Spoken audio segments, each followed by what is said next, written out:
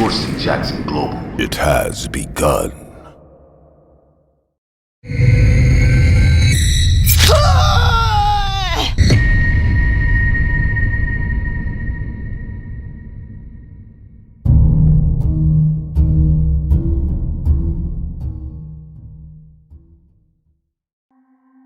I wasted 4 years of my life in college getting a degree in art history. When I was done, I had nothing but a stupid piece of paper and a lot of bills to pay. I had been looking for a job for the past 2 years, but everything I tried to do just kept failing. I eventually got a job at the local supermarket, but with the measly pay, I was basically living from paycheck to paycheck. It didn't take long before I raked up a huge credit card debt, and I knew I had to do something fast to get myself out of the situation. I remembered my college days, and I recalled a few of my friends who had dropped out because they had all found a very lucrative side hustle. They tried to hide it, but I knew they had all become cam girls. I frowned on it at the time, but being in my current situation, I was willing to consider anything. I began to do some research on how to get into it, but the deeper I dug, the more I realized why I was so against it at the time. I knew I wasn't comfortable bearing it all on the internet to some random strangers, and no matter how much I tried, I knew my body wouldn't let me do it. I was about to give up when I came across something. It was a strange mini ad that read, "Are you a cam girl looking for good pay? Then sign up to Dripping Red Fantasies, where you can make and decide your own rules." The goth girl that was displayed in the ad was more or less fully clothed. And that grabbed my attention, and I was looking for something where I wouldn't have to expose that much skin. I tried to click the link, but my browser popped up with a message that read, "This browser is unable to access the link. Try the Tor browser instead." Seeing the words Tor browser instantly made me remember a conversation I had in college about the dark web. I knew that the browser gave you access to the dark web, and I also knew that nothing good came from it. The numerous horrific stories spoke for themselves, and everything in my body screamed at me not to do it. But my resolve was steeled, as I knew that if there was a chance that this link could be what I was looking for, I would stop at nothing to get it. So I installed the Tor browser and clicked on the link. I was taken to a website called Dripping Red Fantasies, and I was presented with a lot of odd videos. I played one of them, and I watched a girl who, again, was more or less fully clothed, get out a needle. She pierced her skin, and I watched her blood trickle down her body. This repeated several times, and I noticed that she wasn't piercing any vital places. When the video was done, I tried to play the second one, but I was asked to pay $200 to view it. As I kept browsing through the website, I realized that the other videos were more or less similar as they all involved blood. I saw another one where a girl drenched herself in a gallon of fake blood while she talked in a flirtatious way to the audience. I became perplexed as I tried to wrap my head around what I had just seen. The supposed cam girls I saw in the videos weren't doing anything that sexual, as they didn't reveal anything to their audience. It took me a while, but I eventually figured it out. I remembered a while back when I read something about a sexual fetish called hemotilinia, widely known as blood play. It was basically a blood fetish, as people who had it became aroused by the smell, sight, and texture of blood. Knowing this, I finally understood what I had seen and why the website was called Dripping Red Fantasies. I had a huge smile on my face as I realized that this was exactly what I was looking for. It was perfect because I didn't have to reveal everything, as the major thing the viewers needed to see was blood, and I wasn't scared of needles or drawing a little blood. I went to sleep that night with a smile on my face as I told myself I found the answer to my problems. The next day, I immediately signed up for the Dripping Red Fantasies website. It didn't take long before I grew a following, and the money I got from the videos was great. I eventually stopped coming to work, which led the manager of the local supermarket, an elderly man called Gabriel Owen, to check up on me. I ignored his constant calls and visits, as even though I knew he meant well, all that I wanted to do was to focus on making more videos and getting more money. Things went great with the website for a while, till one fateful afternoon. I decided to go live on the website to take requests, as my viewers paid instant money for me to do what they wanted. I would get requests like, pierce your finger and smear the blood on your lips, or cut your thighs and let the blood drip down your beautiful legs. I had been doing it for a while now, but seeing the requests still wasn't normal for me. But even then, I did it with no hesitation, as these men dropped $600 to $700 per request. While I kept on taking requests, I was calm because I knew they'd follow the guidelines I put on my bio as I outlined everything I was comfortable with doing and how far I was willing to go. I continued the live session for a while till I was tired, so I asked. Any last requests? No one responded, so I guessed they were all satisfied too. I was about to leave the live session when someone called Bloody Mark said, "Gut yourself." I was shocked at the request, as it was extremely shady and very unlike my normal viewers. So I calmly said, I'm sorry, Bloody Mark, but I can't do that. That's going a bit too far. You can check another channel. It's very unlikely, but maybe you'd find a girl who'd do it for you. When Bloody Mark paid 15 grand for the request. Before I could say anything, he continued with, "Come on, baby. I just gave you the best payment of your life. I'm sure you haven't seen money like that before. So come on, gut yourself for me. It'll be fine, trust me. I just want to see you struggle as you wallow in your blood." I knew I had encountered a psychopath, as the man called Bloody Mark was clearly delusional. So I firmly told him, As I said, I can't do that. Get off my channel.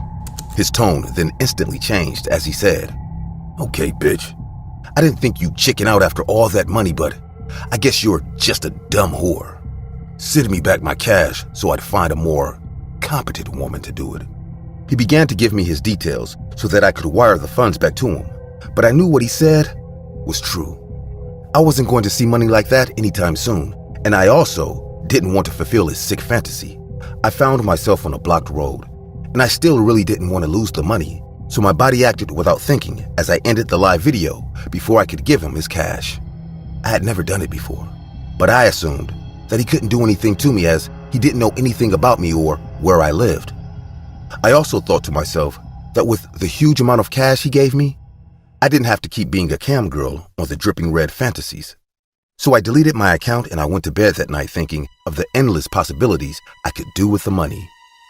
I don't know why, but I didn't feel guilty that I stole 15 grand from that Bloody Mark, as I told myself that he was a messed up person who deserved it. And if he could drop that amount of money on a random cam girl, he probably had a lot of it. A few days went by and nothing really happened. I had almost forgotten about the whole ordeal till one fateful day. It was on a Tuesday and I had just come back from grocery shopping. As I was putting things away in the fridge, I felt strong hands grip my neck and mouth. Within seconds, I was violently thrown to the floor. I looked over me in terror to see a huge man looming over me. He had a sick grin plastered on his face as he said, "I finally found you, you stupid bitch." I froze in fear as I knew exactly who the voice belonged to. Bloody Mark? I stuttered. The man then said, "Guess you are not as dumb as you look." I was paralyzed with fear as I wondered how he found me. I watched him take out a jagged knife from his pocket as he began to get closer. Out of fear for my life, I said the first thing that came to my mind as I stuttered the words, I'm sorry for what I did. I still have your money. I haven't used much of it, so please put the knife away and we could talk about this like adults. He laughed and responded with, "Adults? You're nothing but a useless thief. You denied my request and then stole from me. I'm sure you thought you'd get away with it, but no one gets away from Bloody Mark." As my heart raced, I began to stutter. Please, I have your money. I'm sorry for stealing from you. I'd give it back. That's when he said, "Seeing as you took it by force, that money is yours now. I'm not here for that. I'm here to get my money's worth as my last request wasn't fulfilled. So I decided to come and fulfill it by force." I then watched in horror as he drove the knife into me. I instantly felt the blade inside of me as immeasurable pain began to ripple through my body. As my blood spilled out, I watched him dip his hands into the small pool of blood like an ecstatic toddler and rub the blood over his face. The scene was morbid as I watched him get more and more excited. He began to touch himself while he watched me die. As I laid there bleeding out, I tried to scream, but I knew it was hopeless, as no one was near enough to hear me. The world around me became dark as I thought this was it for me. Nothing but regret filled me as I told myself that if I had just kept my normal job and been content, none of this would have happened. I had become obsessed with the thrill of making that much money, and it turned me into a thief, and now I was paying the price for that. My eyes began to close when I heard a loud thunk sound. I saw Bloody Mark fall to the floor with a gash on his head as I heard a voice say, "Sally, are you all right?" But before I could make out the face, I blacked out. I woke up in the hospital, surrounded by my family. The cops shortly entered my room and asked me questions, and I told them everything that happened. When the questioning was over, I remember asking who saved my life, and I was told it was my former boss, Gabriel Owen, who had called the police. The police officer told me, he said he was going to check on you as he normally did, and upon seeing the scene, he reacted quickly as he struck your assailant and saved your life. After hearing that, I felt my eyes tear up as I began to cry my heart out. It's been 2 years since this incident. The man called Bloody Mark, whose real name was Mark Jones, was imprisoned for attempted murder. I was also charged with grand theft, as I did steal a large sum of money. The funds were seized, and my lawyer managed to keep the sentence to 1 year of community service by convincing the jury to take in consideration that I was attacked and almost killed. He also told them that I was completely willing to give back the stolen funds. When I was done with my service, I went back to my former job at the local supermarket to work with the man who saved my life. My parents began to support me so that I wouldn't have to do anything like that again. Even though I wasn't getting as much money as before, I was content because I realized that, like everyone else, I was once obsessed with getting fast money, and I let it consume me and ruin my life. But now I've learned to take things slow and cherish the better things in life, as I experienced firsthand why many people say money is the root of all evil.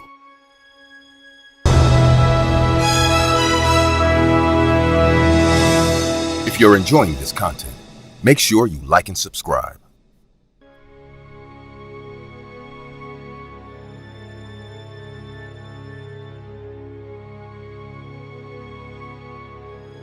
My name's Ethan. I'm 26, and I love the internet. It's vast, almost as big as the real world. On the internet, people play, work, entertain themselves, study, get information, express their opinions, buy and sell, and do so many other things that are also done in the tangible world, sometimes even creating significant events in what we biasly call reality. However, like any large and complex space, the internet has its dark alleys, its forbidden passages. I'm referring to the deep web. This is the hidden face of the internet, the massive iceberg of which we barely know the tip that emerges above the waters. Most people are unaware of it, but the deep web represents about 90% of the information in cyberspace. Ever since I learned that the deep web existed, I wanted to get to know it and dive into its murky waters. I had my fears, but my curiosity was much more significant, and after a while of thinking about it, I decided to at least take a little look. I started by entering directly to level 3. Here begins what is forbidden on the official web. Pages whose characters are randomly dropped. Pages that cannot be displayed in search engines, and that you cannot see even if you copy the entire link and paste it in the address bar. In this level, there are strange, disturbing, or simply useless things. Webs abandoned for more than 13 years. Materials that by copyright are not found in the official web, or were found, but are no longer there. Markets of weapons, drugs, instructions on how to make bombs, and other things that lend themselves to the illegal. And videos and photos of murders. It was already said that in the previous level, there was solid gore material. But here, there are live murders, assassins, and even trade in human organs. As the hours passed, I started getting bored and advanced to the next level. If in the previous story there were compromising things for governments, in this level, there are military secrets and the most lurid and inhumane state projects. Here, you will know what missile that countries are hiding is, what cybernetic weapons are hidden, and who has the most lethal biological weapons, things like that. I entered out of curiosity to one of the famous Red Room videos, and I saw how they murdered a young man of no more than 20 years old. The boy was begging for mercy with all his strength. Told them that he had family waiting for him, that he never did wrong to anyone. Before murdering him, they sent a poll to the viewers asking them if they should let him live, to which I voted yes. Unfortunately, the rest of the viewers disagreed with me, so the man moved forward again and opened the young man's neck with a precise and quick movement. The camera zoomed in on his gaze as he made a futile attempt to cover his wound by lowering his neck. So, as quickly as it started, the show was over. The lights were turned off, while some men came in to clean up to prepare for the next show. I felt like throwing up and decided to leave as quickly as possible. I wanted to advance to the next level, where there were no more murders, but state secrets and information that people would never know. It took me a long time to get in, but when I finally got in, I understood why everyone stayed in the lower levels. As soon as I logged in, my PC restarted by itself without anything weird popping up on the screen or the power going out. When the reboot process was finally complete, I saw that my hard drive had been wiped. On the entire desktop, there was only one file from the notes blog, placed right in the center of the screen, as if to make me notice it. I opened it. Its message was brief, blunt, and somewhat threatening. Don't do it again. I got so scared that I didn't enter the deep web for several days. In that time, I reinstalled a few things to a backup I had of my data. I thought that was the worst of it, that losing all my data was the most significant punishment I could suffer. I was wrong. A few days later, my curiosity got the better of me, and I logged into Tor and entered the first deep web forum I could find. Of course, I wasn't even at an advanced level yet, but my PC restarted by itself, and the data was deleted again. Although now, there was no message on the desktop. Was I banned from the deep web from my computer forever? 20 minutes after the reboot and formatting, I knew better. The doorbell rang. I asked who it was from the door's phone, and no one answered. Then, I went down to the front door of the building, but no one was there. Only an envelope was waiting for me, just under the door. It had no return address, addressee, or anything written on it, although I sensed it was for me. I went back upstairs to my apartment, went into my room, and just there, opened the envelope once I was sitting on my red carpet. Ethan, this is not a game. Don't do it again. Don't make us come after you. As I read it, my hands began to shake and tears slipped down my cheeks. Whoever they were, they knew who I was, where I lived, what I did, and when. To top it off, next to the message was a picture of me taken with my webcam. Next to it, pictures of my family, my friends, even my little sister who was still in kindergarten. In an act of desperation, I grabbed the phone and dialed the police number. I had no idea what to say to them when they answered. Deep inside, I knew there was nothing they could do. But before I answered, I saw through the computer's reflection a hooded man with his face covered coming right at me. When I turned around to defend myself, it was too late. The man grabbed my head and began slamming it against my keyboard. As he did so, I heard his voice, distorted by a device, telling me, "I told you, this is not a game." I was still dizzy and thought about mustering all my strength to get away. But suddenly, I felt a cold prick in my arm. A few seconds later, I became very sleepy, and surrendering to whatever they had injected me with, I closed my eyes. When I woke up, my house was in perfect condition, but something was wrong with the computer. It wouldn't turn on. After checking in, I noticed that it was missing the hard drive, video card, processor, and RAM. The man who had visited me had taken the most expensive components and had rendered it useless. But at the time, I didn't care. I was so terrified that week. I asked at work to be transferred to another city. I never entered the deep web again, and I don't think I will ever try it again, no matter where I am in the world. Fate had been cruel to me, but after remembering how I was at the mercy of this man, asleep, it makes me think that despite everything, I am fortunate to be alive,